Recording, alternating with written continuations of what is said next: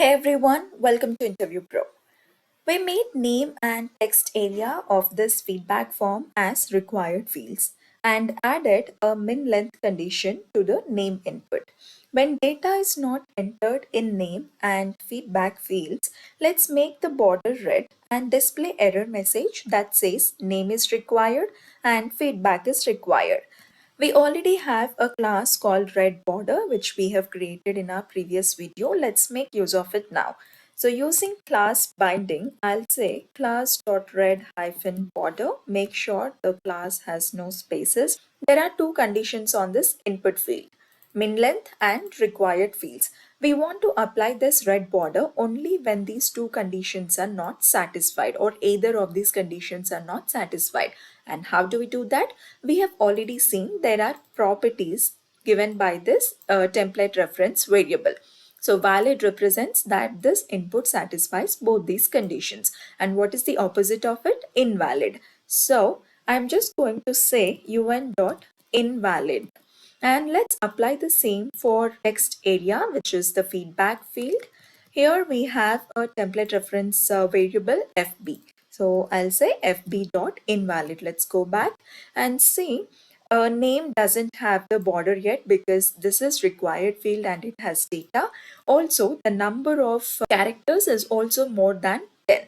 But coming to the feedback, there is no data in this feedback because this is a required field. We need to enter some data here. So this is invalid and hence we see the red border. But we don't want this red border to be displayed as soon as the user comes to this form. We want this red border to be displayed only when this feedback field is visited. So what can we do for that? We can add one more condition for both name and feedback, so which is un.touched. So only when the user goes to this field and does not enter the data, then we want this red border to be applied. So I am applying this condition for both name and feedback. Let's see what happens. Okay, I have an extra ampersand here. So now we don't see the red border, but if I click on it, go outside, we see the red border applied. Also, if I remove this data and come out, we see the red border applied to name as well. Now let's try to display the message why this red border is coming. User should know what is wrong with his input, right? So let's try to display the messages. So here I'll display a paragraph.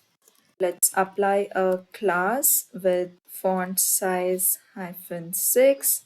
This is a bootstrap class. FS stands for font size and we want this text to be displayed smaller in size. So I used FS-6. Now what do we want to display here? I want to say name is required and must be at least 10 characters or must have at least 10 characters. When do we want this message to be displayed? Only when the input field is invalid.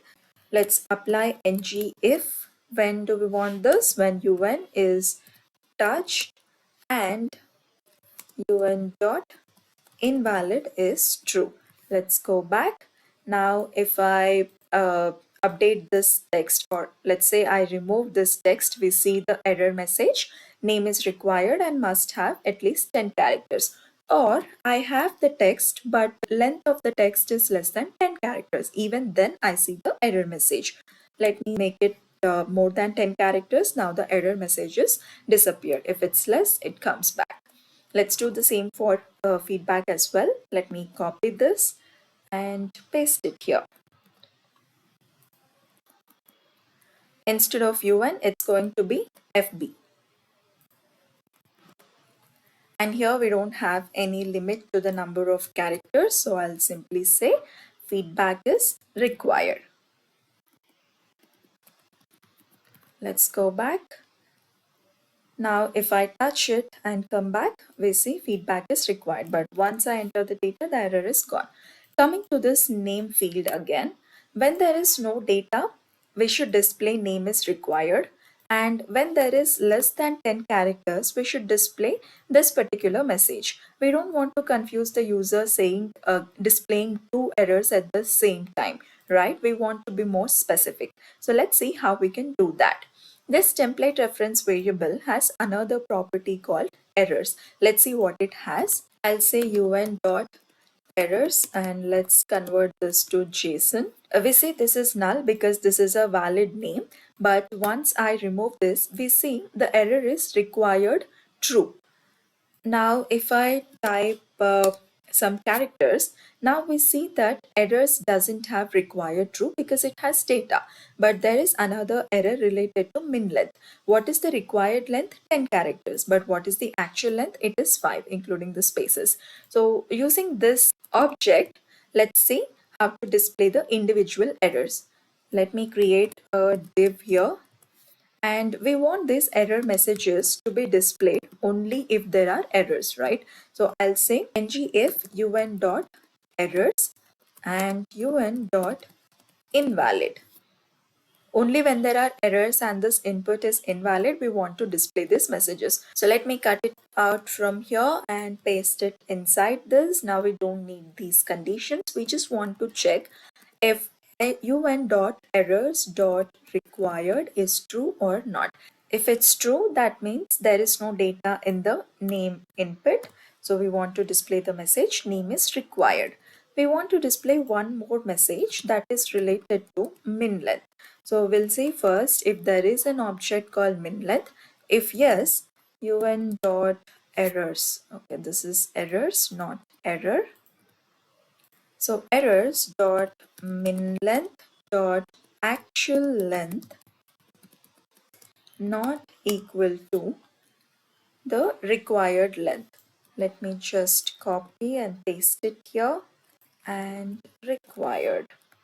Now what do we want to display here? We want to say name must have at least 10 characters. If I remove this text, we see the error name is required. If I enter less than 10 characters, we see name must have at least 10 characters. And if it is more than 10 characters, we don't see any errors. Let's do the same for feedback as well. I'm copying the same div, but here we need only one error check. So instead of UN, it's going to be FB. And this is FB dot errors. And here we say feedback is required. We see feedback is required, but we want this only when we touch this, right? So let's add one more condition here and FB dot touched. You can add the same condition to name as well. So initially we don't see the error, but once I click and go outside, we see feedback is required. Once we enter the data, the error is gone. So this is how we can display error messages using these classes provided by the template reference variables in a template driven form. I hope the concept is clear. If you like the content, please like, share and subscribe to InterviewPro. Thank you.